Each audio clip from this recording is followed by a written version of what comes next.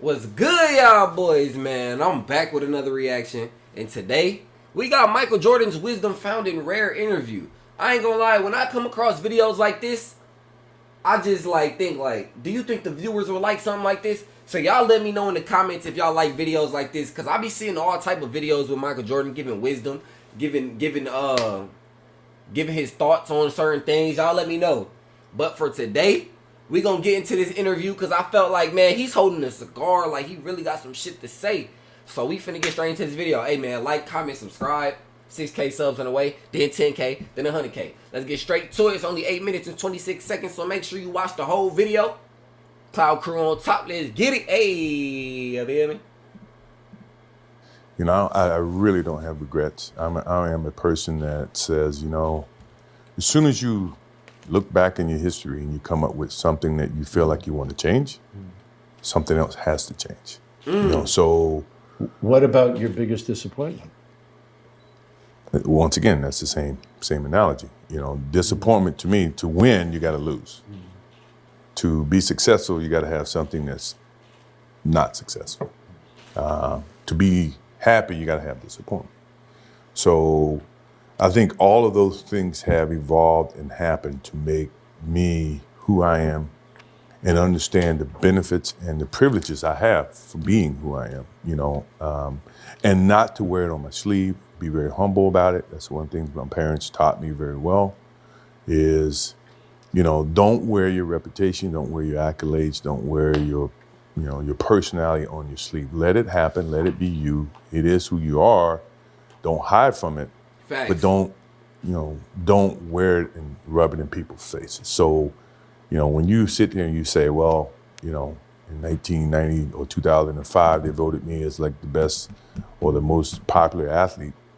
Well, it's ironic that I'm the youngest of the three. So in essence, it's all relevated on who is watching now. If you ask 20 years from now, I'm pretty sure LeBron may beat me, based on who's going to be making the voting. So I say that to understand that, it is what it is. I don't wear it. I don't showcase it. I don't rub it in other people's faces. Someone else. This just right here, this little segment, bro, it just shows me like the levels of I don't even know how to explain it because obviously he's Michael Jordan. He's a grown ass man. He's mature. But what am I trying to say is you can see the levels of discipline in maturity. There's discipline in maturity, if you know what I'm saying. Cause there'll be grown ass men that'll be mature. Okay, we can use LeBron for an example, bro. LeBron will get in an interview and legit be like, bro, I'm the greatest of all time. I did this. I got the most points of all time. You know what I'm saying? My son's in the league. I do this. I do this. Yeah, that is true, but you ain't have to rub it in everybody's face. It's levels to this discipline shit. You know what I'm saying? Discipline and maturity. Michael Jordan is sitting there, you know what I'm saying? Real calm, real agile. And he's saying ain't no point of wearing all your accolades on your sleeve. You don't really need to do that. And that goes for everybody. If you getting a lot of money and you really doing your thing, that's cool. You don't got to rub it into people that's not. You know what I'm saying? You can't put shame on the people that work at McDonald's. You feel me? You can't put shame on people that work on Wendy's just because you got a job that pays 7 figures. You just got to do your thing and bro, we going to recognize you really doing your thing. That's why I really appreciate Michael Jordan because he always worked hard and shit. And he never felt the need to rub it in people's face. And that's one thing I really realized. Y'all can back me on that. He really been a humble player. And that's how I know. I ain't gonna lie. Humbleness feeds into, you feel me, being one of the greatest player of all time. Because if you're not humble, then it just shows you trying to force it. And when you trying to force it, it kind of makes you look bad. And me being a Lakers fan and a LeBron fan, he be forcing it. He be trying to force the agenda on us. And that's what I like about Michael Jordan. He never had to force the agenda on me. It just came natural type shit. His opinion. If you ask me, I could never give you an opinion about things like that because as an athlete, all you want to do is be the best athlete you can be. Well, on that point, when we did the interview 12 years ago, you made a big point that you wanted it to be private, that you wanted to take back your wife, that you had been in the public eye and so forth. What would my father do right now? First of all, he'd probably be sitting and smoking a cigar and answering some of the questions that you he's a very thoughtful guy. You know, the thing that I remember the most about my father, and I had him for 32 years, and I never look at it from a negative sense. Obviously, he was murdered, and rarely do I get the chance to talk about him, But the thing that I do remember all the time, I think about him practically every day, is for a person like myself who live in the spotlight and is so critical, from people all the time in terms of what I do, what I say, where I go. The thing he's always said, take a pause before you make a decision and say, what if? I hope y'all out there listening, because, like, bro, if you really hearing them, this could really change your life. You feel me? I'm going to go back and replay it so y'all can hear what he said, and then I'm going to speak on it a little bit more. But this little short sentence he just said, hey, I know this is like Michael Jordan and stuff like that, but if you really on my channel, I like to help people out for real, you know what I'm saying? So when I go back, listen to this. The thing he's always said, take a pause before you make a decision and say, what if? Take a pause before you make a decision and say, what if? Now, this could apply to anybody in the world. We talking from somebody in prison all the way to the richest person in the world. We could talk from, like, bro, it goes for anybody in the world, bro. Before you make a decision, take a second and think, what if? Because everything you do within that decision could change your life for the next 20 years.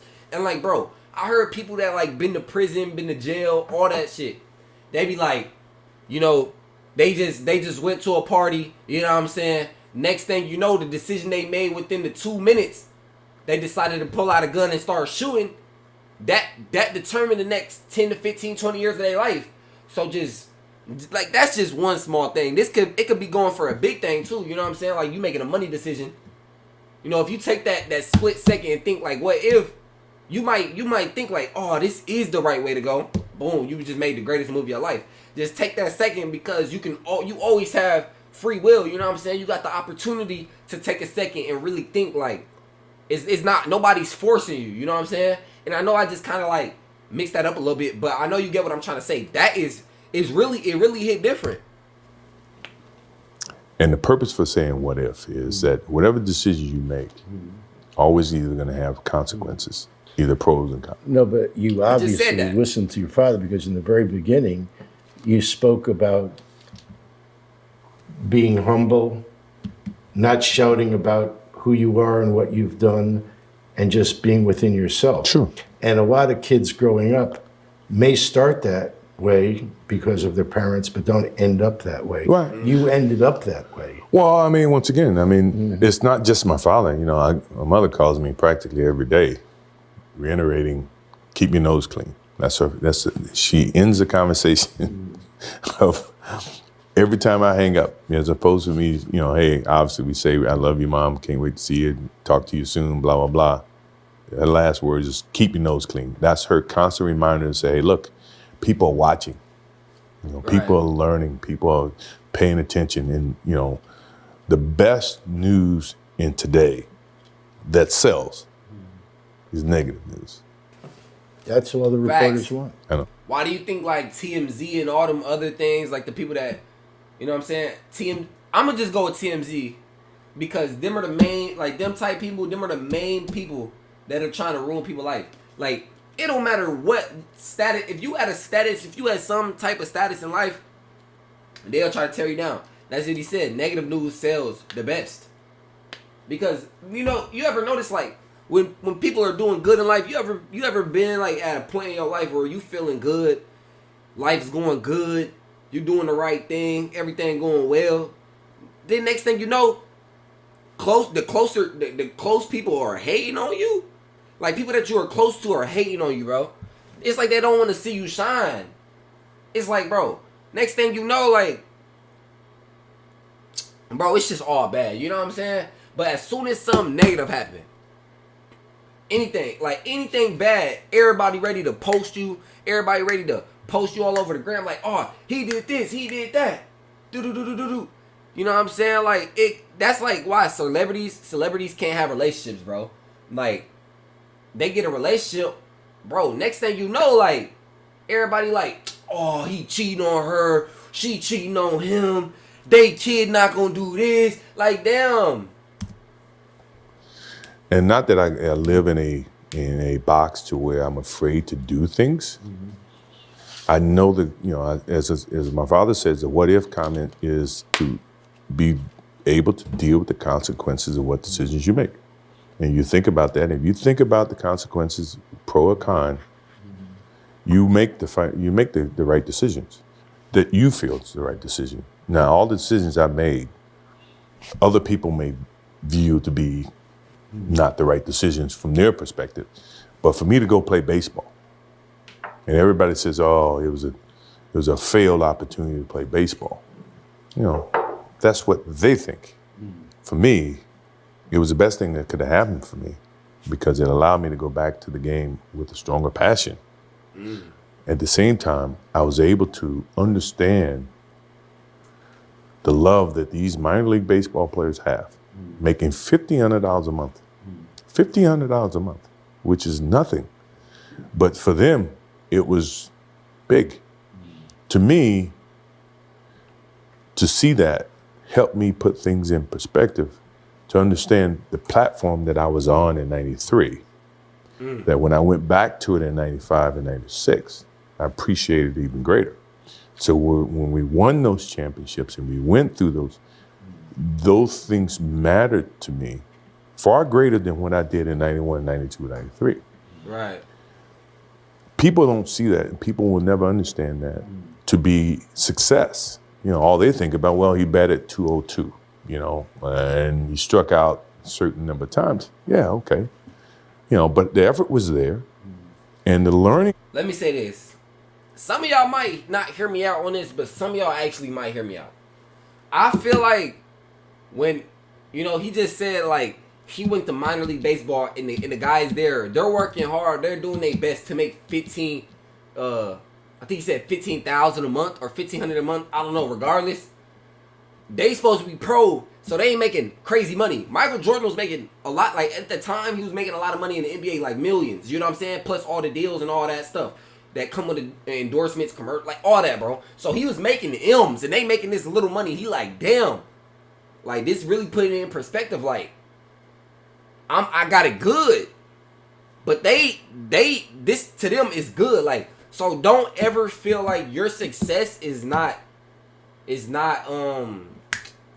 your success is not good enough. Like, no matter where you are at life, bro, this has nothing to do with the video. No matter where you are at life, bro, if you working at Dollar General right now and you make $12.50, but you grinding every day, you working 50 hours a week, 50, 60 hours a week, and you grinding, bro, that's success. Like, you really are putting in the work. That's why I say, like, bro, no matter what you do in life, no matter what, as long as you giving it your all, that's all that matters. Because as long as you give it your all, good things will happen. Promise. I promise you that.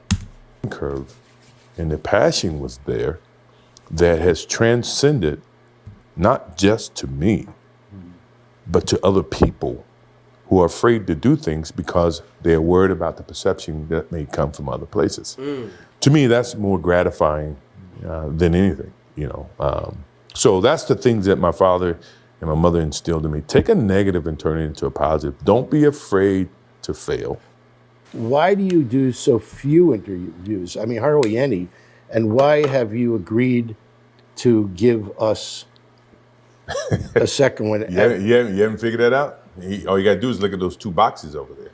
Yeah, but you didn't know they were coming. Well, I told you the only way I was going to do it. You have to dig in your humidor and give me something that's worthwhile. So but I laid the parameters early. But you trusted me.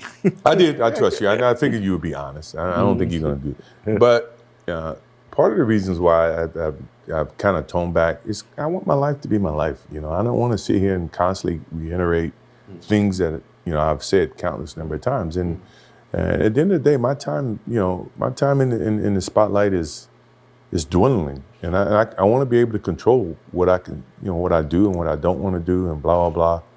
Someone else needs to step into the limelight and either enjoy it, or prosper from it, or grow, or have people understand who they are, blah blah blah. Me, I need no more admiration. I've had enough, and it's been great. I'm still going to be a very positive, force within the community, and with the kids of tomorrow. But I got my own kids. I got my own wife. I mean, I'm 54 years old. I want to be able to go through a day or go through a week, not worrying about what I got to do Wednesday, what I got to do Thursday, what I got to do, because I never enjoy Monday. I want to be able to, and sometimes I surprise the shit out of myself saying, look, I got nothing to do today. Oh, I got nothing to do tomorrow. I got nothing to do on Wednesday. That's, to me, is that's how you ultimately know you retirement. made it. That's where I want to be. Well, not necessarily. That's if you know you made it, or you ain't nigga yet. That's what it really mean. If I choose to get involved in things, then hey, I want to go to Charlotte and I want to see what's happening with the team, or I want to go to Portland, spend a week out in Portland, blah blah blah. But not to where my moment, the moment that I'm living right now, I'm worried about what I have to do tomorrow, and that's where my life was getting. Nah, I ain't gonna lie, I feel that. Like, he was basically saying, like, he don't want to, like, have a schedule. He don't want to be on nobody else's schedule. Like, if he want to do something, he gonna do it, type shit. But hey, man, I really enjoyed that interview. Hopefully, if you see in this video, then it did not get blocked, but it might get blocked.